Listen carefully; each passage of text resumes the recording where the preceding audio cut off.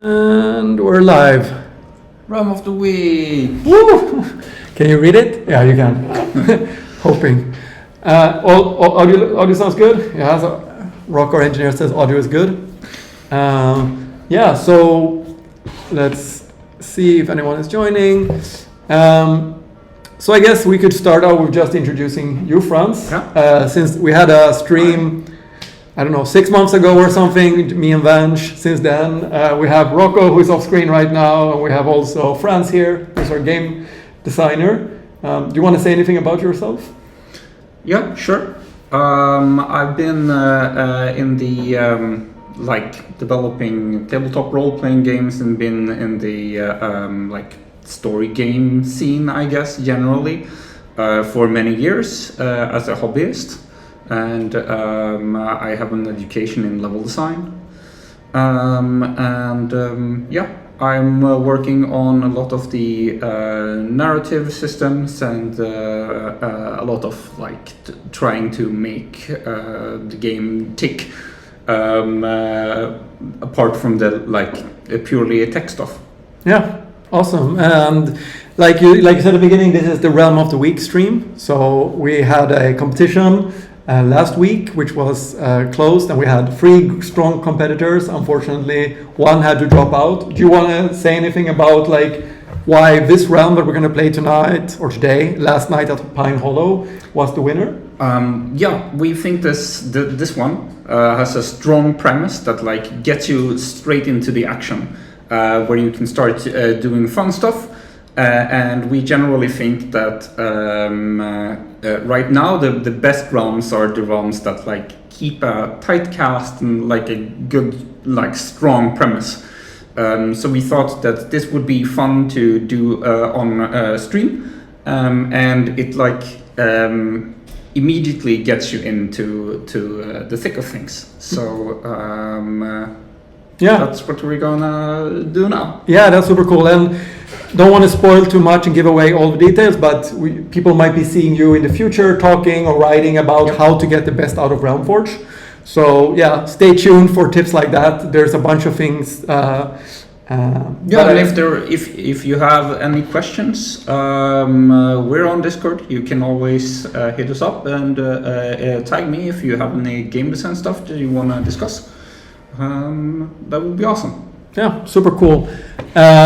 Are we coming through clearly, Rocco? Because I'm seeing on our stream that we're unstable quality, but you're not noting anything like. It's working. Okay, awesome. Then let's ignore Twitch. They don't know what they're talking about. All right, let's jump into the game. That definitely we shouldn't have. So I want to figure out how to. Oh, I know why. I don't want to be watching my own stream. That's a beginner mistake. Okay, so we should be good. And unfortunately, I don't know if we can play the music here. I hope you guys will hear it. Pine Hollow has sat empty for 30 years. A shut-down summer camp swallowed by pine woods at the end of a dirt road. Chained gates and peeling cabins nobody bothered to tear down.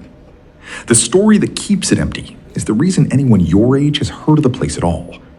Something ugly happened here once. The kind of thing towns don't put on a plaque. You've run with Greg Halperin's crowd long enough that an invite like this one was never really a question. Greg still carries himself like the quarterback he was, and people still let him, mostly. Tracy keeps his messes from showing in public. Jules doesn't buy any of it, and says so. It's a familiar arrangement, worn smooth by years of practice. Tonight, the whole group came out to Pine Hollow anyway, for the party nobody's parents will hear about. A fire built in the old commons, a cooler dragged in from someone's trunk, a summer night too hot to waste sitting at home. The camp is dark past the firelight in every direction, and the woods around it have kept their own counsel for 30 years. The fire's going, the cooler's half empty, and somebody's already too loud. Before the night gets going, what do your friends call you? pretty strong open. I gotta say, like Greg, I don't know. I don't want to be Greg in this story. I don't know who we are gonna be, but Greg is gonna have a hard time. I'm just like the vibes. So you got a strong name for us? Yeah, I'm thinking like if we can get right in here and do like we're a dude, Yes. clearly, from these suggestions. So I'm thinking like, do we have anything fun? Can we do a little storytelling? Only my mom uses my full name. No, I don't love that. Okay, so. Do we want to do a nickname? Is a nickname fun? I think a nickname is fun. Then we should be like. Clearly, we're not super cool because I don't think we get invited to all of these parties all the time. No. Let's be Pug. It's on our expense, I think. Pug is the nickname on on my expense, but my real name is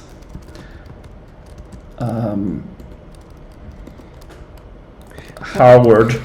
So it's kind of a wash.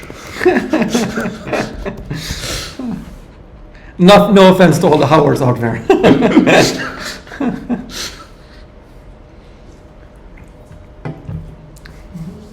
I mean, I like the ambience of this place. I feel like a lot of bad shit has gone down in this place, clearly.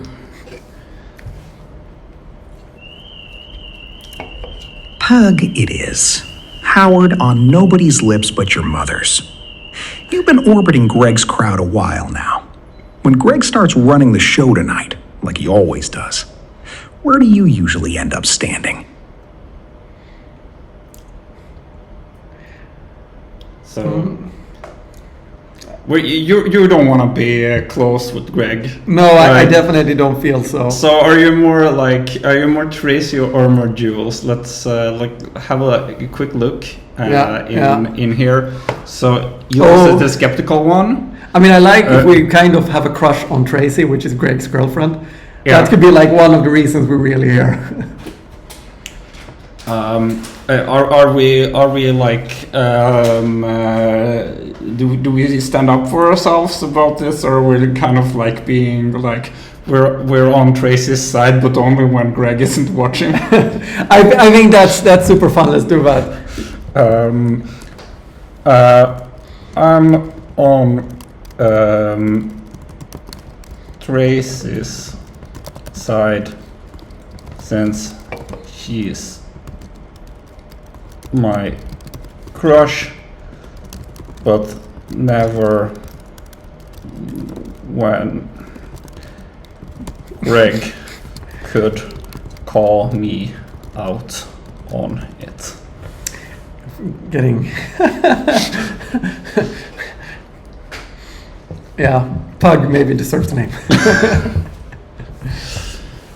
We need to get ourselves into this teen drama, I think. Yeah, for sure. And we should say that this game was made by a long-standing user, quietly. McFluffy.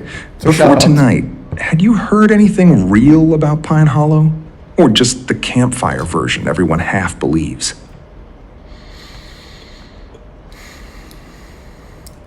I don't know. I kind of want to go in a little bit blind and not know too much. Yeah.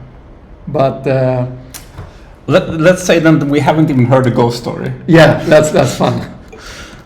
I have. Well, we haven't heard it before we got there. Like we're I didn't even know there was a ghost story before tonight. No one tells me these things. well, Makes sense, right? Yeah. Who would tell Pug this? Pug would totally be weird about it. Yeah, for sure. Story of your life. That's unnecessary narrator. Last thing. Everybody brings something to a night like this, whether they mean to or not. What's the one thing you brought tonight that says something about you? I mean, I don't know. Yeah, I mean, like, can I take this one? Yeah. So I'm thinking we're a little bit of a nerd, but I think we brought like walkie-talkie set. Oh, that's cool. That's cool. I brought my walkie-talkie set. I don't really know why, but I thought it could be fun.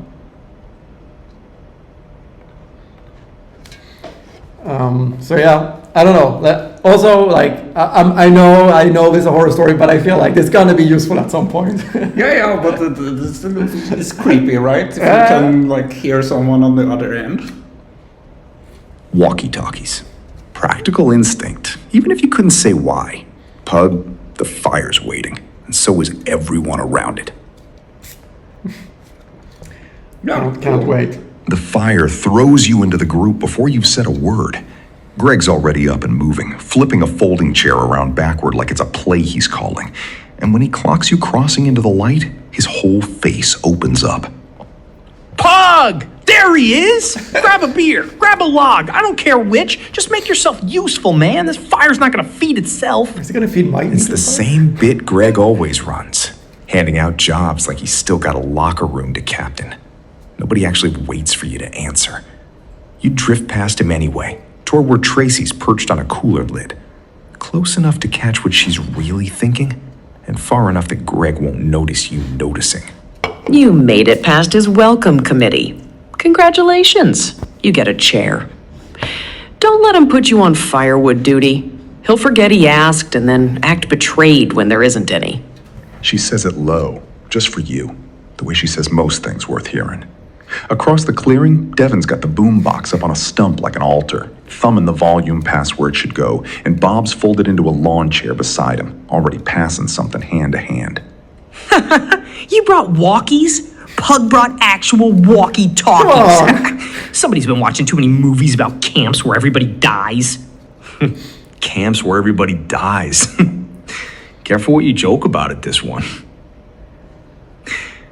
Ask around about the old counselor sometime. The one who never made it out after they shut this place down. Devin laughs too fast, the way people do when a joke lands somewhere real. Nobody explains further. It's the kind of story that gets told exactly this much and no more.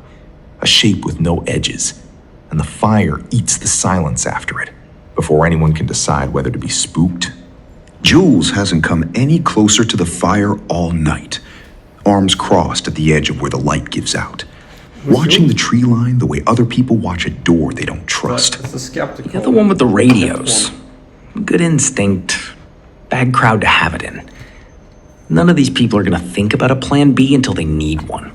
The night wears on the way these nights do. The cooler empties out.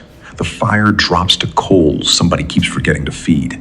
And the boombox starts chewing its batteries, Devin's music thinning at the edges. Then, past the tree line, something moves that shouldn't. A crack deep in the dark, too heavy to be a squirrel, and too close to be nothing. Jules is already on their feet, eyes locked on the black between the trunks. Greg laughs it off before it's even finished happening, waving a hand like he's swatting a fly. Tracy doesn't laugh. She's watching Jules watch the woods. And then she's watching you, waiting to see which one of them you believe. I don't know.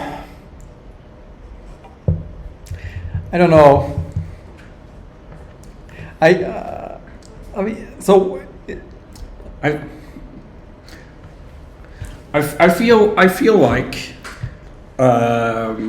don't we think that someone else should be checking this out? yeah, I totally think someone else. Like Bob. Like, definitely. I mean, is Tracy heading over there?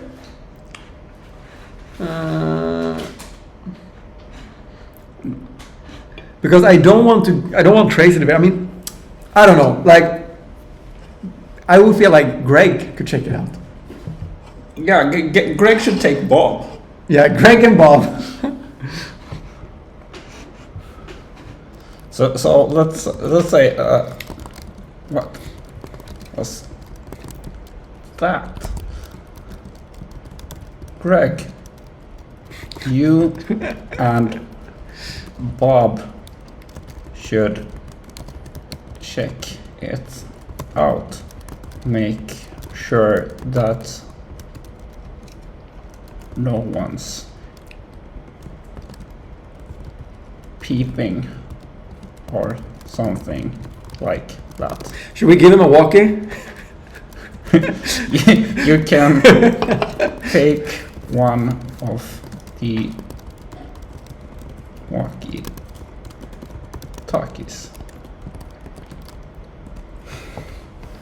We're so. I mean, like, I feel like we're. I don't think it's gonna go for it. I don't know. I don't know. Greg is kind of a cocky guy. Yeah, but yeah, he should want to make us all feel safe. Yeah. You're on your feet before you've decided to be, walkie in hand, holding it out toward Greg like a dare disguised as a favor. Yeah, that's nice. It's loud enough that the whole fire circle turns. Come on, Greg. Come on, don't be like us.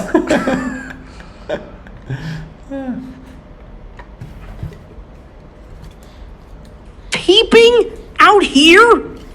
All right, sure, why not? Bob, up. We'll do a lap, prove to everybody the woods aren't haunted, and then we're back for the good beer. Copy that. Grab me the radio, Pug. I don't want to be the guy shouting into the dark for no reason. You press the walkie into Bob's hand. The two of them peel off toward the dark edge of the clearing, Greg's flashlight beam swinging wide and confident, Bob's easy shuffle a half step behind. Neither one goes further than the first row of trunks, close enough to still be lit by firelight from behind, and they stop there, sweeping the beam back and forth over nothing. Jules hasn't moved from the tree line's edge, but something in their face has. Watching you send two people out instead of laughing it off like Greg wanted to. It's not relief exactly. It's closer to being recalculated. Didn't peg you as the type to actually do something about it, instead of just talking. Out past the fire, Is Greg's yours voice on this? carries back, too bright. Nothing! Told you, nothing but trees and Bob's questionable life choices. Bob doesn't laugh at that one. He's crouched at the tree line, flashlight held low and still, looking at something on the ground Greg hasn't noticed yet. Yeah, we have to check that out. He kind of. Do you want to go and check? We have to, there's something on the ground. Okay, fine. Good. Yeah, but all right. Go check out what's on the ground and say, what's that?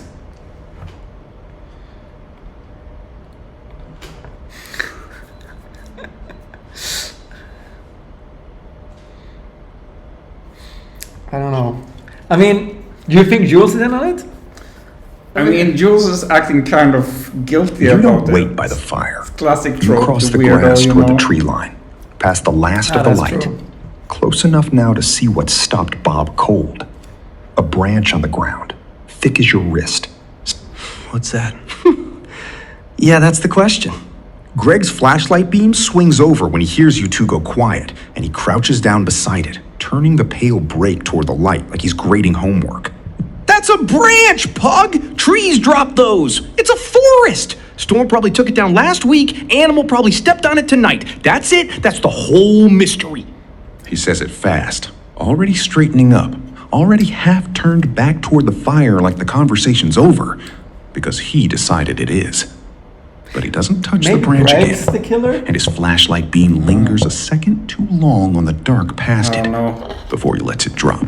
Back I at sure the feel fire, stupid now that Tracy's Greg's watching called all me three out. of them return, reading Greg's too quick stride and Bob's silence, and you walking a half step apart from both. Jules hasn't sat back down. A branch doesn't explain why Bob looks like that. Well, I mean, Bob looks like that because he's Bob, but I mean, Yeah, I don't. the evidence is, to be fair, not overwhelming. But then, should we ask Bob what he thinks he saw? I guess. I mean, it's branch. Like, is it? If it's thick as a wrist, Yeah, then it's a bit sus. it is difficult to break. Yeah, Should we be playing stupid and be like, is it a bear, or are we like more genre savvy than that? You think?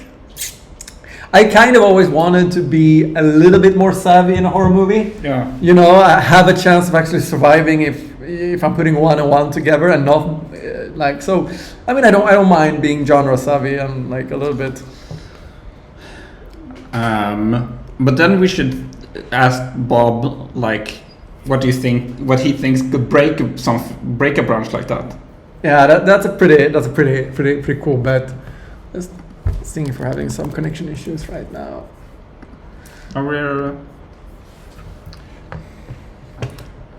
We have a good option here that looks kind of like we want to do. Yeah, Yeah, that's exactly what we wanted actually. Yeah, let's just go for that then. Oh. I mean, I don't know. What does it say about Bob? Like, what's his kind of general story? It's the one you have to like click expand to read about. It's not that important. Okay, but it doesn't have a super useful summary right now. Okay.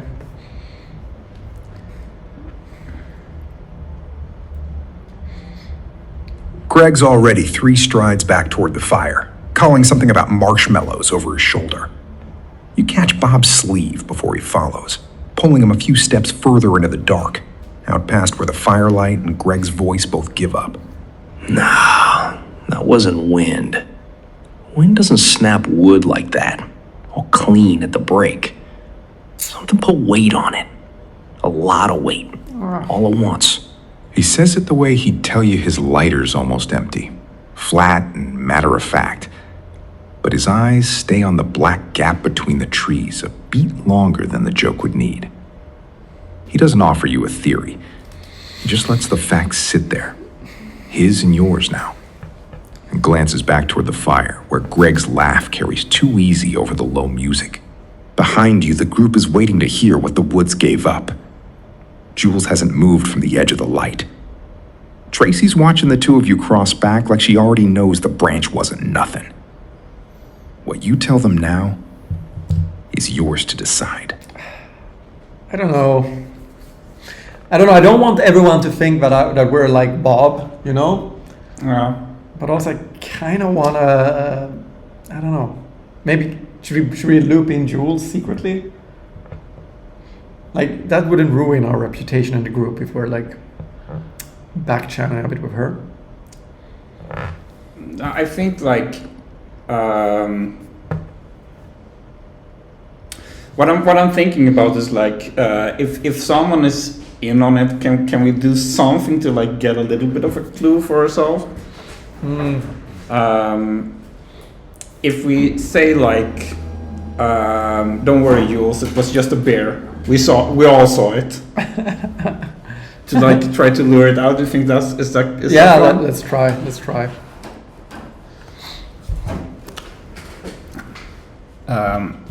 I try to find out if anyone knows more than they say.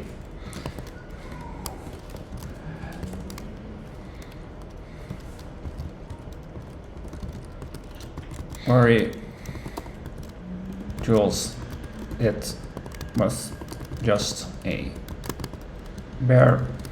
We all saw it.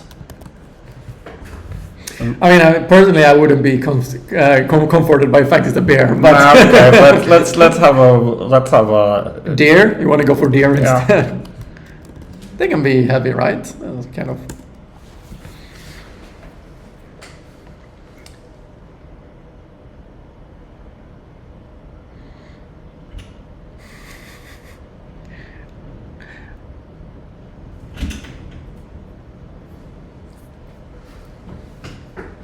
You step back into the firelight and pitch your voice easy, like the walk out there was nothing. Don't worry, Jules, it was just a deer. We all saw it. Bob doesn't correct you. He drops onto a log and reaches for his lighter, like the conversation's already over. See? Even Pug gets it. Deer. Big, dumb deer. Can we please get back to the part where this is a party? I love Greg. He's gonna die first. Jules's arms fold tighter. Whatever they were about to say dies behind a flat, Must say it's not cold looking look great at for you. Bob. The kind that files something Bob is away also for the- later instead of arguing now. Tracy watches the whole exchange over the rim of her cup, and something in her expression settles, quiet and unimpressed, like a bet she just decided she lost. Devin whoops and cranks the boombox back up, and the fire circle lurches back toward party noise, too bright and a half beat too eager. But the lie sits in your chest anyway, and you know Bob's flat voice in the dark hasn't gone anywhere. Somebody is going to ask you again what you really saw, and it won't be tonight that they let it go. I think it's great that we just tell Tracy the truth. Keep being an asshole to Jules. I kind of want to do that. Yeah, let's do that. I mean, yeah. I mean, Tracy is our crush, so I guess, like, if there's anyone we really want to be safe.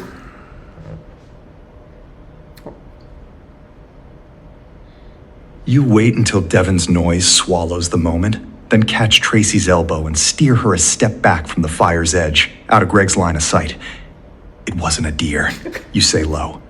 Bob thinks something heavy came through there. I just didn't want to say that in front of everyone. You told everyone else it was fine, though. She doesn't say it like an accusation. She says it like she's writing something down. Her eyes go to the fire, to Greg mid-laugh with his arms slung around Devin's shoulders, then back to you, measuring the gap between what you told the group and what you just told Make us her. look good. Okay, noted. We'll talk about it when Greg's not standing right there deciding he's won.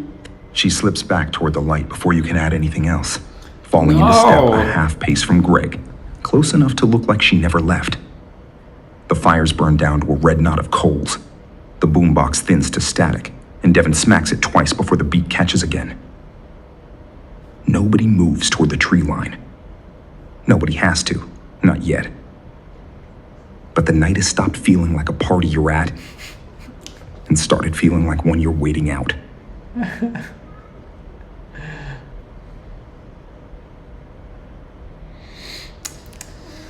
I don't really love any of these options.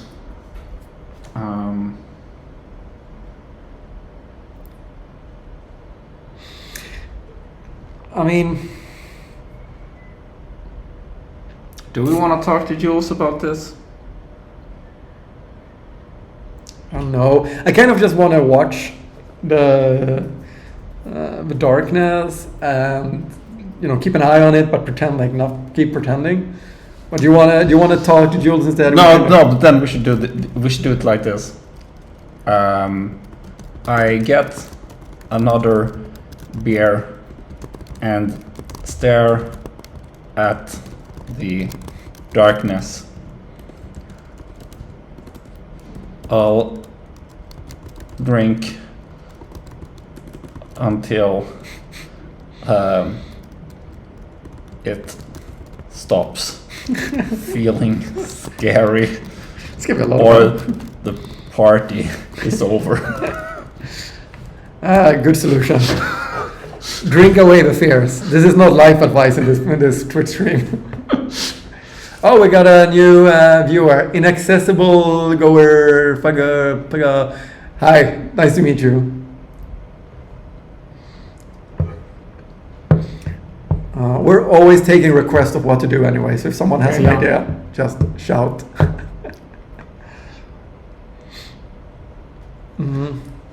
I don't know what you mean. We're already making great decisions. Yeah, exactly.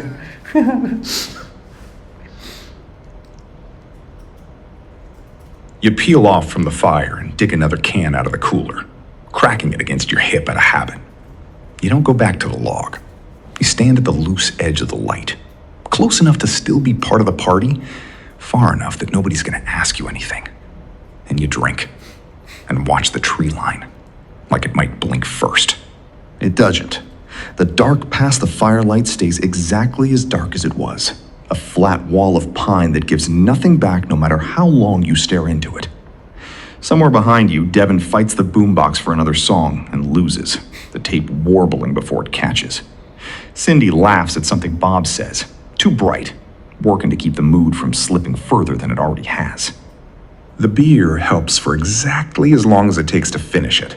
By the third one, the fire's a shrunk red eye and a bed of ash. Greg's laugh has gone quieter and more effortful, and the group started drifting without anyone deciding to end the night. People peeling off toward tents and cabins in twos. Nobody's said the party's over. It just isn't one anymore. Tracy catches your eye once across the dying coals. Unreadable. Then looks away first. Jules never did sit back down. The woods keep their silence, patient in a way that no longer feels empty. And whatever you drank isn't going to make that stop being true. I mean, No, we have to talk to. We have to talk to Tracy, right? I feel like I just want to go to bed and wake up the next morning and figure out it was all a nightmare. Or you don't want to go to bed yet? I just think that on our way to bed, Yeah. we should take the opportunity to blurt out that we could never lie to Tracy. Isn't that important for us to have said? Yes. But only so that Greg doesn't hear it, right? Like, I don't think he would appreciate it. But are we? Yeah. I mean, yeah. he doesn't know about our secret crush no. for sure.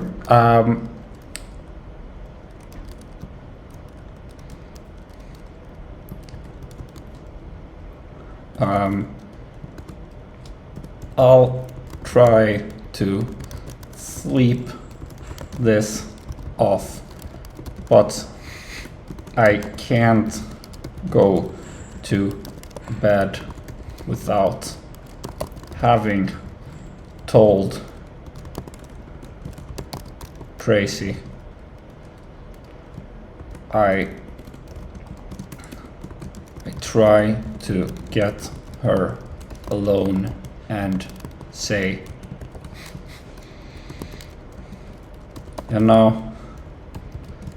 I could never lie to you, Tracy.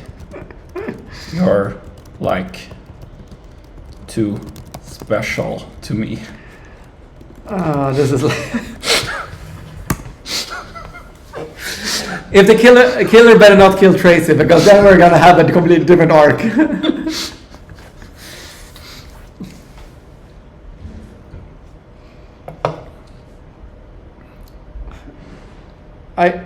I don't know. I hope this is not Greg killing us for trying to. Can't you just like talk about it like an adult? Well, exactly. Also, Tracy looks kind of tired. Yeah. She is in a relationship with Greg. Yeah, that's tiring for sure. I mean, who are we sharing bunk beds with? Like Tracy, Jules, clearly not Jules. Are we sleeping with Bob or Devon?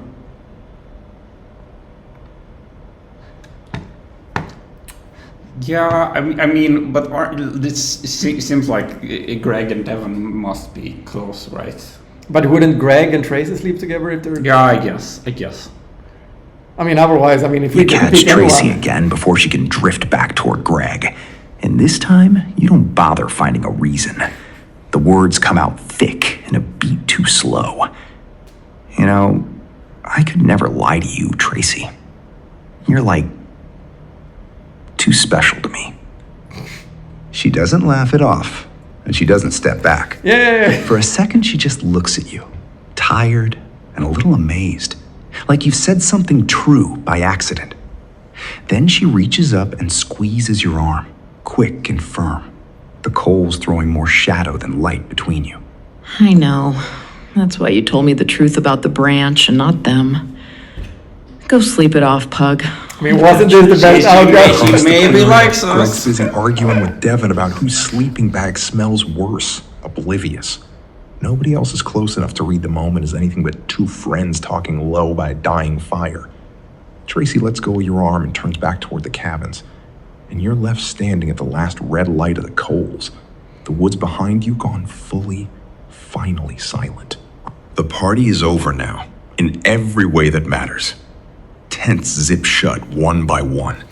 The boombox goes quiet. You're still half drunk, still carrying the branch and the lie and whatever Tracy just gave you back.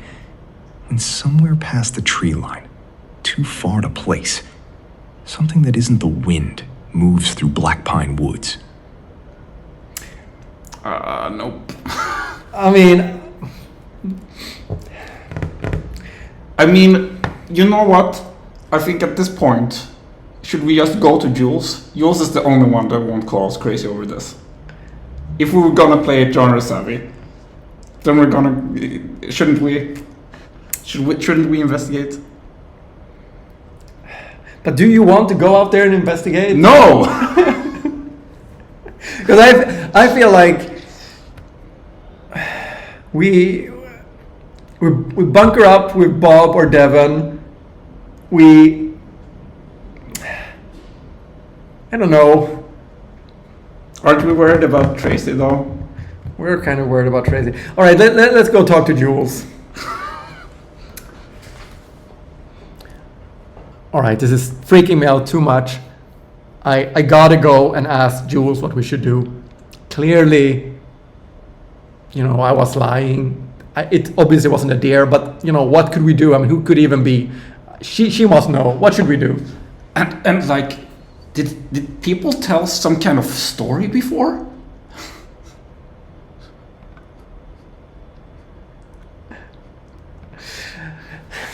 Great. You remember that we were the only one who didn't know about more story at this place. We're a little bit drunk, so I'm not sure that we're great with putting two and two together. I mean, I'm not super excited to hear about the ghost story, to be honest. It's not going to make it easier to sleep. No. Unfortunately, also, I don't feel like they usually don't come with solutions. It's more like,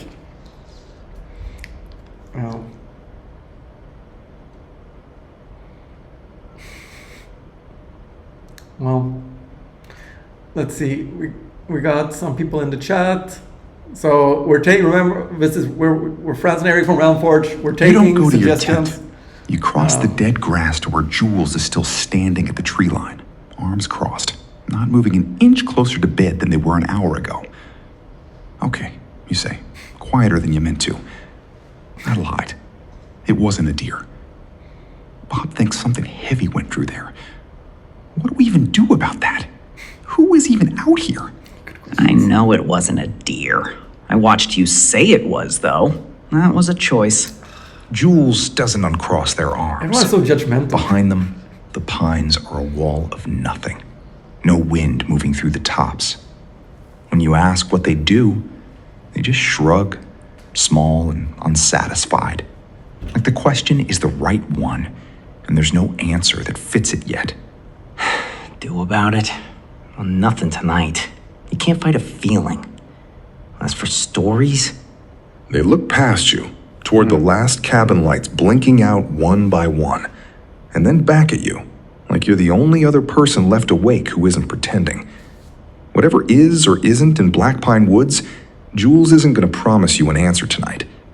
They're just going to keep watching. And now you're the one standing here watching with them. No, screw that. I'm just gonna see what the message was. It's inscribed. It's inscribed, yeah. Okay.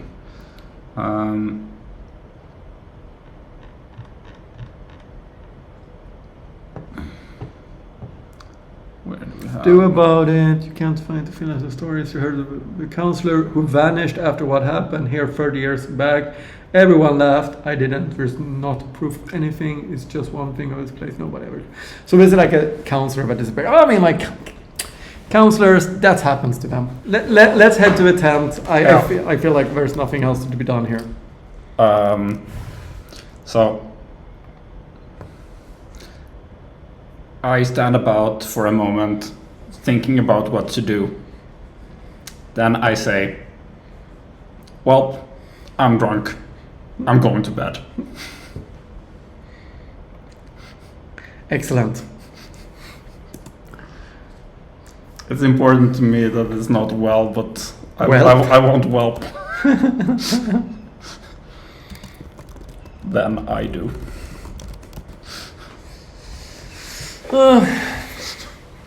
Okay. Do you wanna wager on if we're all gonna wake up alive tomorrow? I mean, the classic thing is like like a butchered deer or something showing You up. lift both hands like you're calling it, backing off a step. Or maybe the Well, truck is I'm gone. drunk. Bed. It comes out lighter than you feel, and you don't wait to see if Jules buys it. Yeah, go sleep it off. Jules doesn't move to stop you, doesn't even uncross their arms. You leave them there at the edge of the light, still facing the trees, and cross the dead grass back toward the cabins, where the last flashlights have gone dark one by one. That is not normal people behavior. Your though. bunk is exactly as sticky and unfamiliar as you left it. You lie back with your boots still half-laced, staring at a ceiling you can't actually see. And your chest won't quite slow down, no matter how many times you tell yourself it was a deer, a branch, nothing. Outside, Pine Hollow goes quiet in that specific way old places go quiet. Not peaceful, just waiting. I guess we tried. Sleep. Yeah, let's end this. Yeah. Yeah, I'm sure. You know what? That's probably true. I'm sure it's gonna go away by itself. I mean, I think it's very true, but things will be different in the morning.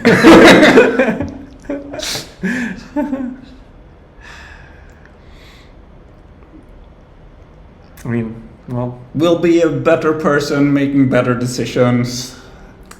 that I won't wager. That's for sure. I mean,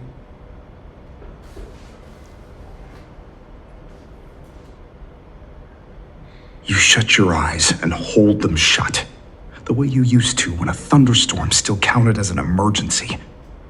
It'll look different by morning. Say it enough times and it almost works. I don't like The this way beer you helps set more up, than the narrator. logic does. Sleep comes in patches, not all at once. Somewhere outside, a zipper hisses shut on a tent. Then nothing. No boom box, no fire crackle. Just the cabin settling around you, and the woods holding whatever it's holding. Patient as a held breath. The last thing you're aware of is the dark going total, and total quiet, the kind Pine Hollow apparently specializes in. Then, nothing. Whatever the night still has planned, it waits for you on the other side of morning. so what I'm hearing is we're gonna be alive. It would be a kind of interesting move if my Realmforge would be like, and then you're dead. You're the first victim. You're the first victim. You should have realized that the murder kills whoever sleeps alone. You were the only one who slept alone. Come on. I'm gonna be quite pissed at the narrator if it kills Tracy. Like, clearly Bob has to go. If anyone has to go. Yeah. I mean, I guess Devon is I mean, Cindy hasn't done much yet. She can go. That's a bad. I mean, in a horror movie, that's a bad thing. I've heard that, or being very obnoxious. That's also like great level of obnoxiousness is also. Yeah, but like Greg is too much like of a. Like a skeptic. No, but I mean, he's like he moves things too much to die early. I mean, a classic movie is for Jules to go and then Jules to turn out to be the killer. I mean, But there are some counter indications. Jules seems like kind of legitimately weirded out by the situation. well, there's only one way to find out. Let Realmforge think.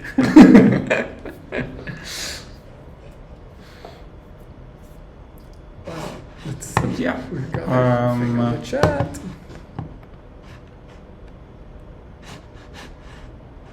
We're probably looking at the end of the episode here, I think. Yeah, that might actually be what's up. Either way, We're kind of running out of Yeah. stream time. I just would want to see if we could see like what Yeah. happens the next day. Yeah. Would be cool. That would be super dope.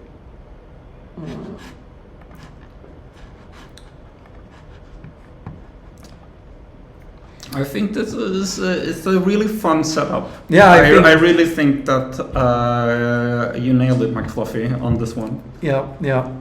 It makes me inspired to also make like a horror thing, and you know, something that I'm kind of happy with is like I feel like we haven't been spoiled on any major thing about, you know, who the killer is and what's gonna happen. No. And I think that We've gotten a feel for the characters. There's some conflicts brewing. Yeah. We get a strong sense of the place, which I like. yeah. Oh, there's more. Oh.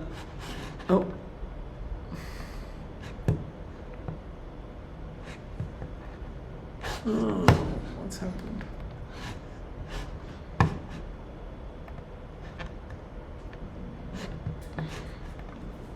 Oh, let's see. I don't. Maybe it's. You shut your eyes and hold them shut. Sleep comes in pat. This one we already saw. I think this is kind of a strange one. Yeah, okay, so we're getting asked what we're doing for... How we wake up the next day. Yeah, that's not super clear. Yeah, should we just? Yeah, I mean, like. Should we just end it here, or do we want to see what happened?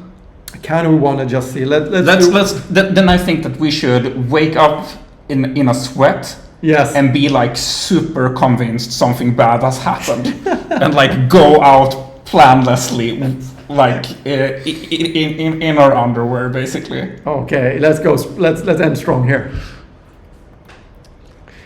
I wake up in a sweat, totally convinced that something horrible has happened. I like don't bring anything. I just like I run out there and I try to see what horrible thing has happened. Still in my underpants.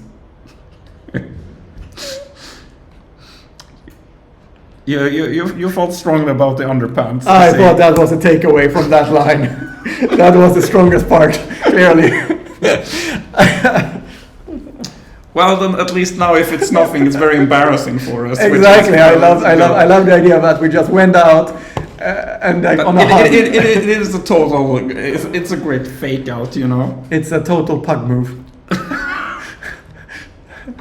First, be very convinced it's a deer, then run out in your underpants and be very scared.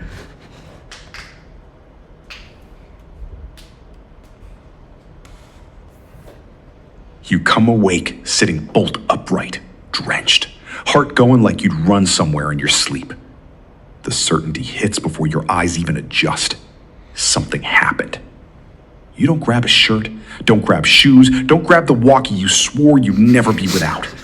You just shove the cabin door open and go. Into daylight that's already too bright and too hot. In your underpants. Boom. Morning. Full, flat, sunlit morning. The kind that makes last night's dark feel like something you made up. Gravel bites into your bare feet as you round the cabin road toward the fire pit. And the camp looks almost normal. Smoke curling off dead coals, tents zipped. Nobody's screaming. That's what stops you.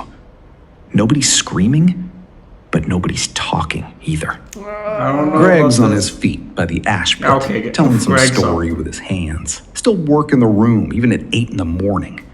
Tracy stands close, arms folded, nodding at the wrong beats. Cindy watches with her mouth flat. Bob just watches. And off past the log seats, alone, Devin sits with a strip of somebody's t-shirt knotted tight around his forearm, dark through the fabric, not laughing at anything. Look who's up! Nice outfit!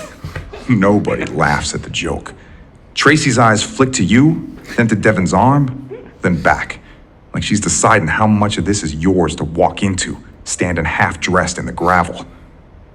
Whatever happened after you went to bed, it's sitting in that silence.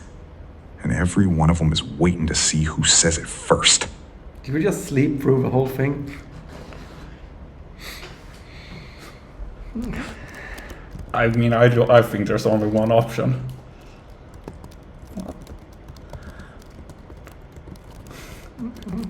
What happened, guys? Clearly. I like how we somehow slept through. I don't know whatever this is. No. A deep sleeper. This is worrying news for us. It's a very bad thing in a horror movie. What happened, guys? It comes out too loud, cracking on the second word, and everyone's head turns at once. Greg starts talking before you've even stopped moving. Yeah, you better have a good explanation, Greg. I mean, It's fine! It's handled! We're fine! Devin caught himself on something out past the cabins, that's all. We're gonna search the tree line, get organized, figure out a perimeter. Devin doesn't correct him. He just sits there with the shirt strip cinched around his forearm, soaked through past the knot. His face gone the color of old ash. His hand is shaking around nothing, like he's still holding whatever hit him. It's not from catching myself. Something had me. I don't know what it was, man. It was fast. It was so fast! Tracy's already crouched at his other side, pressing 2 fingers under the knot to check it's still tight, not looking at Greg at all. Jewel stands, arms uncrossed for once, eyes fixed on the tree line like they're counting something out there. He needs the medical cabin now, not a perimeter. Whatever did this is still out there, and Devin is losing blood standing here listening to you plan a search. Greg opens his mouth to answer her, and nothing quite comes out. For the first time all night, nobody's waiting on him. They're waiting on you, half dressed in the gravel, the only one who hasn't said what they think should happen next. I mean, I don't know about you, but Trace is making a lot of sense to me. that's true. We should totally go with Trace, with Devin. I mean, Yeah, you know, yeah. to the medical cabin. Yes, let's do that as our ending move. Daisy, let's get I also love Devin how Greg is some like, help. nothing has happened, but let's set up a perimeter and start searching for nothing. Why don't you and Bob do another check, Greg? Good, send Greg away.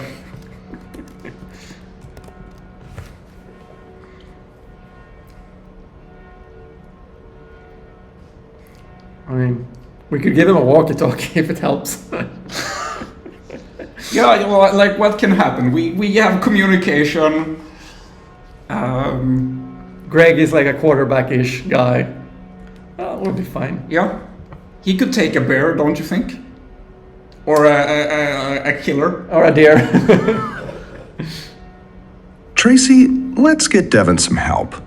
You're already crossing toward them, gravel needling your bare feet, not waiting for permission. Why don't you and Bob do another check, Greg? It lands wrong before it lands right. Greg's mouth is already open with his own version of the plan, and for half a second, he just stands there, hearing someone else hand out the assignment he was about to give himself. Take that. Yeah, no, that's what I said. Check the tree line. Bob, let's move! Sure thing, Chief. Tracy doesn't wait to see whether Greg's pride survives it. She's got Devin's I good kind arm of looped over like his this shoulder energy before you're from even Bob. close, Good going, pulling Bob. him up off the log with a grunt. Get his other side.